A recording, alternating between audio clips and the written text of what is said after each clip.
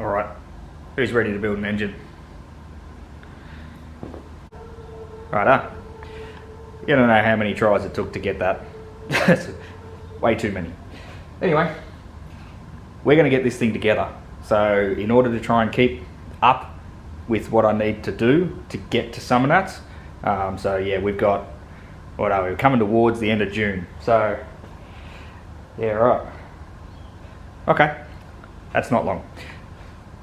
I want to get this engine together by the end of June. That leaves me two weekends sort of thing.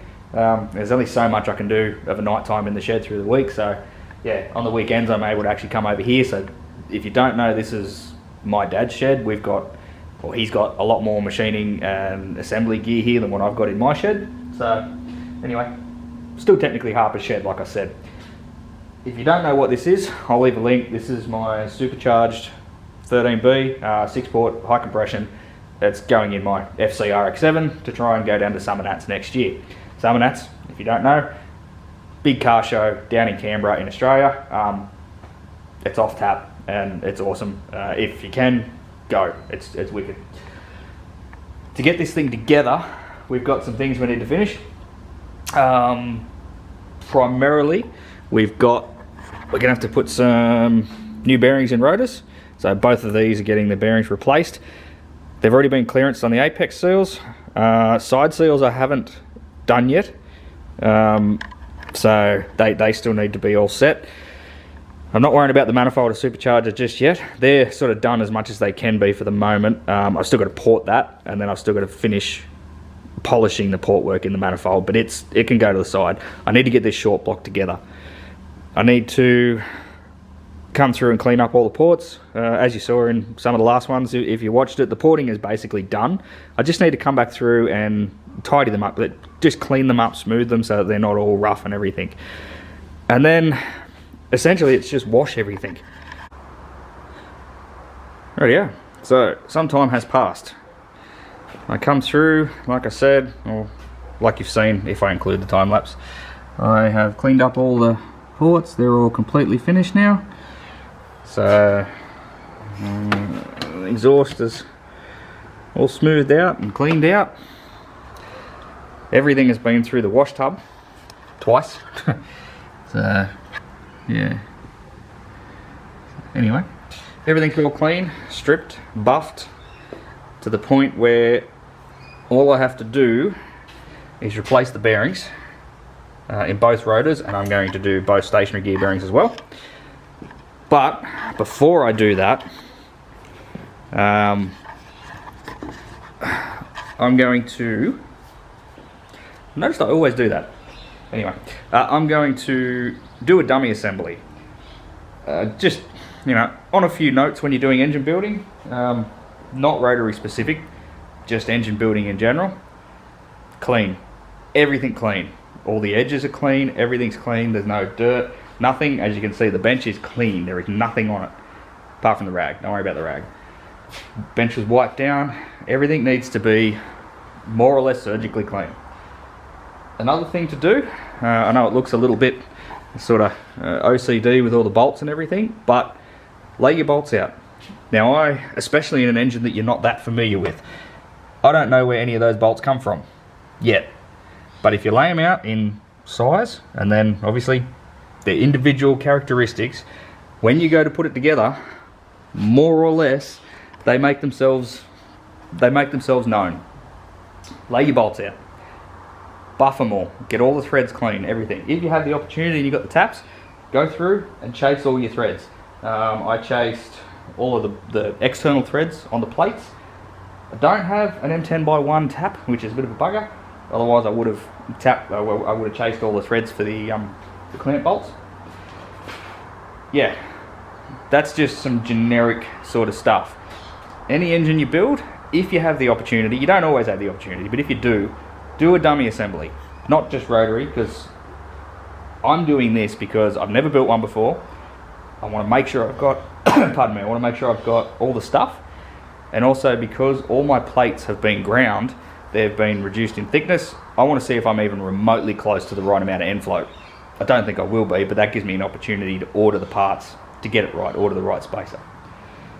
But a dummy assembly will let you know, A, if you've got everything, B, if something isn't right, mechanical, clearance wise, you know, you go to put it together and it just doesn't go. That's better than, you know, oil on bearings and Vaseline on all your seals and everything later on down the track. So dummy assembly, check everything out.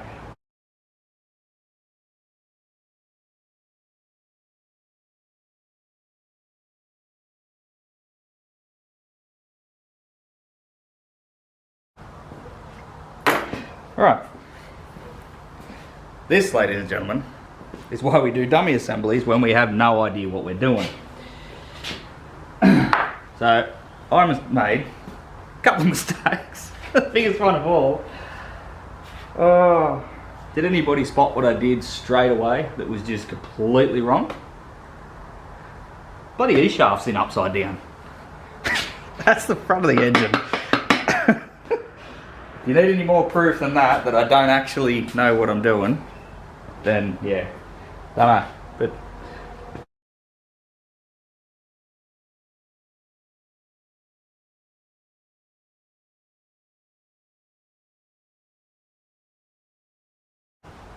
well, I genuinely have no idea how, but we did get it together. An end play. If I don't go too aggressive on it, let it rest. It's about between 1.5 and 2 thou. Bearing change time. I've already done one, so I know it works alright. This is the tool I'm using. I actually borrowed this from a mate of mine who used to build rotaries back in the day, so thank you very much. This works really good for getting them out, and it's good for seating them or for starting them, starting the new bearings. When I did the other bearing, I found that it wasn't real good for pushing it home, but I'll show you why in a minute. I want to do this just because the bearings are worn out anyway, but I want to show that it's not as scary as it looks. So yes, I have a proper tool, but really any machine shop can spin up just a blank. So I'll show you. That's the tool I machined up to press it home so that it sits flush. The bearing sits just on that edge, and then that sort of slips down inside the bore, or slips down inside the housing, and that way when it pushes flush, the edge of the bearing can't go past the housing of the rotor. So that was an issue I did have before, as it pressed and then it popped and went too far. So I don't like pressing them back and forth if I don't have to. So anyway, like I said, you don't need special tools. Yes, special tool, but realistically any machine shop will be able to spin you that up, or you know, if you have a mate, mates are always handy. That specific tool goes in and it's adjustable, so you wind it out like that and it gets a bit better seat on it. Standard press, manual press, not even a real big one, this one. I think probably like a 10 tonner or something maybe. Now what will happen pardon me, is they take a fair bit of force to get moving, so it will go off with a pop, I guarantee it. Whoop. Be even worse if you kick the tripod. Oh, there they go.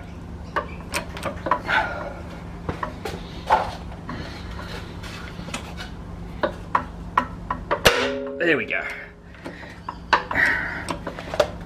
Once they start moving, it's not too bad. And you just walk them out.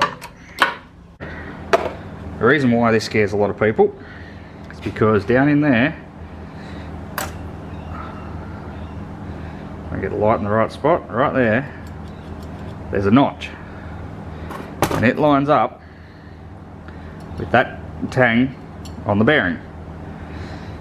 Now, that wouldn't be that scary, except that to put it together, you have to press it from this way, obviously, and you can't really see it. Like, I'll see if I can illustrate. But that's sort of what you're looking at. It's like you can't sort of really line everything up. There's no real good way to look at it. Now, I saw this trick on YouTube. I can't remember the channel that I saw it on. It was an Australian guy. I can't remember, so I'm sorry about that. But essentially, you get a square, you lay it up against the edge so that it is square. It was, you know, the best way to do it. It's a little bit hard to hold everything, but you put it so it's, oh come on now, Butterfingers. Sometimes it's just hard to film and do stuff at the same time, you know?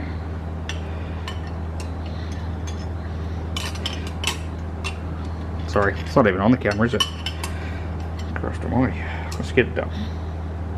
So, that's what I've done. So, lightly scribed 2 lines with the square up against the tang.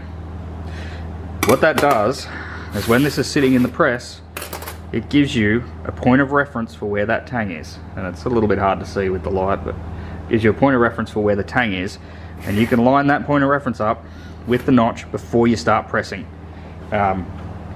Still, the other thing that makes it a bit critical is with press-in bearings like this, irrespective of the engine, if you have a press-in bearing like this, you really only get one shot. So, alright, so, extra light, there we go. So I've got that tool installed, and I've lined my lines up. I can't even really show you on camera because it's hard enough for me to get down in there and see. But essentially, the lines are lined up with the cutout, and you know, you just press it in.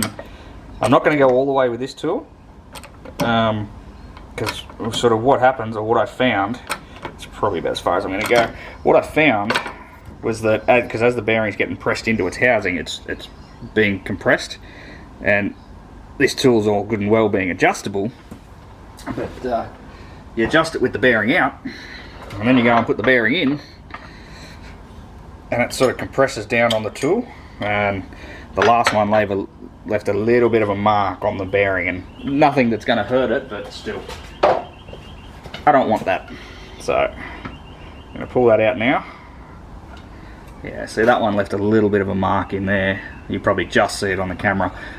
It hasn't actually hurt the bearing, it's just taken a little bit of a mark off the very outer coating. But that's why I made this one. So this one, as I said, that lip sits down in the bearing, and then it just presses in, and I know it's all flat and square and true because I machined it that way, and I'm going to push it the rest of the way with this. And because of that step right there, it means it can't overpress the bearing, can't press it too far in the housing. So we basically just press it home. It doesn't take a lot of force to put it in, even dry. I thought they'd be sort of a fair bit harder, but I mean, you're not going to do it with a bench vise, but even still, it's not terrible. Let's just keep going. Is that home? That is. There we go. And then we're home. Beautiful. So one final note on bearings, and then I'll leave it be. Always check your clearances. So never assume, with actually any engine building, never assume. So I just marked the E shaft, and if it'll focus. So that's, anyway, it's 912 thou and 2/10 pretty much. Already did that to the bearing, so that's the bearing dimension. And if we roll it out, we are 900 and only go 14 and 8/10. So sorry, we're not focusing very well. I'll take my word for it. So what's that? 7.2 and a bit thou. The book calls for between 1 thou and 6/10 and 3 thou and 1/10. So that's pretty well bang on in the middle. So I'm more than happy with that. Both of them are the same. And yeah, actually, before I switch it off, that's the stationary gear bearing. They are identical end to end. And that's the rotor gear bearing. The rotor bearing. Snap ahead. This was on the Full Boost YouTube channel, and Broomy was clearancing side seals with a dead rotor, and he machined the edge off so that he could get in there, and a stone that's the same size as a corner seal. Bloody brilliant idea. So, and it works really good. So yeah, you just run it in until it touches, and remove a little bit, take it out, and yeah, deburr it. So I'm just using a diamond file. Deburr it and then put it in, and then repeat. The book, it does fit, trust me. The book says between 2 and 6 thou. So most of mine I managed to get around that 4 thou mark. So I think that'll be fine. Okay, so I think we should start off by saying that please don't treat this as a how-to. I'm just showing you what I'm doing. I've never done this before, said it multiple times, so don't treat this as gospel. Just this is what I've sort of picked up from YouTube and the manual. My workshop manual is pretty ordinary, by the way, but anyway. So I've already done the other rotor, and I started with the oil control rings. Now, remembering that the paint has to go in a certain orientation, so white goes to the front of the rotor. Now, front and rear rotors actually sit differently. That's the front of the rear rotor, this is the rear rotor, but because it sits up against the stationary gear in the back of the engine, but the front sits that way, so that's the front of the front rotor. Anyway, I marked it with an F. Surely even I couldn't screw that up. Front of the rotor, white paint goes on the front. Now, these are also, one of them's got a rolled edge and one of them's got a squared edge. The one that's got a little bit of a rolled edge, or like a rounded edge, goes down into the divot in the rotor. So I found out. And my manual wasn't real good at explaining that. Alright, same thing. So you've got two, smaller and larger. You can't really get them the wrong way. So get in there, thank you. The rolled edge down. I don't know if it's a normal thing, but I found that this inner one didn't want to sit in the groove very well. But tell what it are. Alright, now we're going to put the new O-rings. So everything on this engine you see is effectively brand, or all the consumable parts are brand new. So O-rings, oil control rings, apex, side, corners, all that, all brand new. Yep, that one for that one. So, as everything suggests, good old Vasso. Even sounds creepy when you go to order it. What would you like today, sir? Give me all the Vasso you got. That's not what I said, but anyway. Alright, put that on, trying not to roll it. Now this one doesn't seem too bad to put in, so that's the inner one. So, there's also a cutout on it, or like a notch section there. You want to try, I'm going to assume these do spin when you fire the engine up and locate themselves. That's the high point on that spring, that's the notch. I'm going to try and line that up with that so it's in the right spot to begin with. And then this one isn't too bad. Get in there. Righto. That one seems to sit in there pretty good. This big boy takes a bit of pushing. So I found out. So, a bit of looby-looby. And that just goes down in. Only one way for it to go. There we go. Alright. Went through, a bit extra. Okay, so the high point is over here on this one. You probably can't see it, but it is. And I've got the notch, which is there. Go and line the notch up with the tang. Now this one did take a bit of work. That really does hurt the little fingies. Come on. And what I did, I got the back side of a screwdriver. There we go. And just sort of walked it in with that. And it still doesn't work. There we go. Okay. in. Right. Now, so you should already have all your stuff laid out, clearanced, all that jazz. Now I'm doing rotor number 2, and I'm doing the non-gear side. So rotor number 2, non-gear side. Mark it, label it, however you want to do it. But that's just what I went with. So, whoop, get in there. Corner seal spring. And I'm using Atkins solid corner seals, just because that's what come in my kit.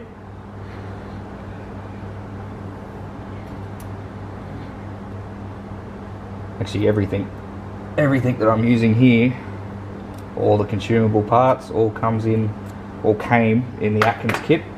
So I do actually have a unboxing video for that on the channel. I can leave a link if anybody is interested and if I remember. So it's Atkins Apex, they're 3mm Apex seals that I'm using. Again, there is an explanation for that in one of the videos. But yeah, right, so they're in. Now, something that I had to actually Google was the side seal springs. Now my manual said, let me double check. Yeah, so my manual said paint down. Paint there, minimal paint there. If I put paint down, that's actually wrong. You want, as you lay it in the rotor, you want the ends up. So, don't know what the go is there. So mine is actually paint up and the ends are up. So, laying them in. So yeah, same with that one. A lot of paint there, minimal paint on the back. If I had followed the manual, it would have sort of seemed down. And the manual only tells me, about the paint.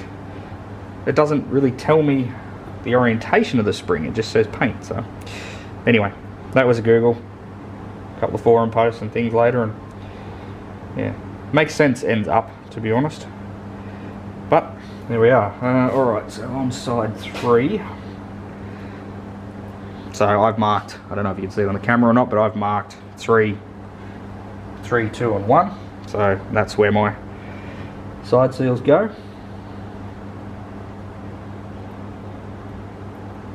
There we go. Get them in there. Well, I was just making sure that they did have clearance, just to, you know, feel them. Side 2.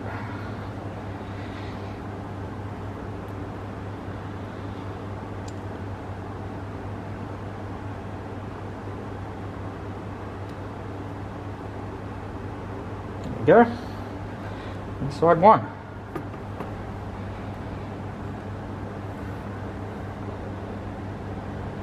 Now as I assemble the engine, this is the side that's actually going to face down. This is the side that's going to go in towards the ground. So because of that, I'm going to go a little bit nuts, because I don't want this stuff falling out as I flip it upside down to install it. That would mean that I'd have to pull it out and do it all again. Oh, that's what I did too. I got my Apex. So with these, so they're a 2-piece Apex seal.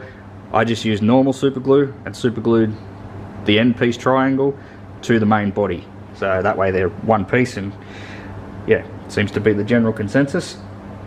So getting that in there so that all the springs, so the Apex seal springs, corner seal springs are lined up, so I don't get to try and slide it all together and can't, because the springs are mucking me about.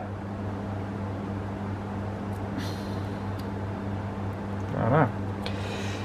Alright. Paste him up. So that's that side. The other side is basically the same. Well, not basically the same, it is the same. Just obviously maintaining your alignments of your seals and where you clearanced them.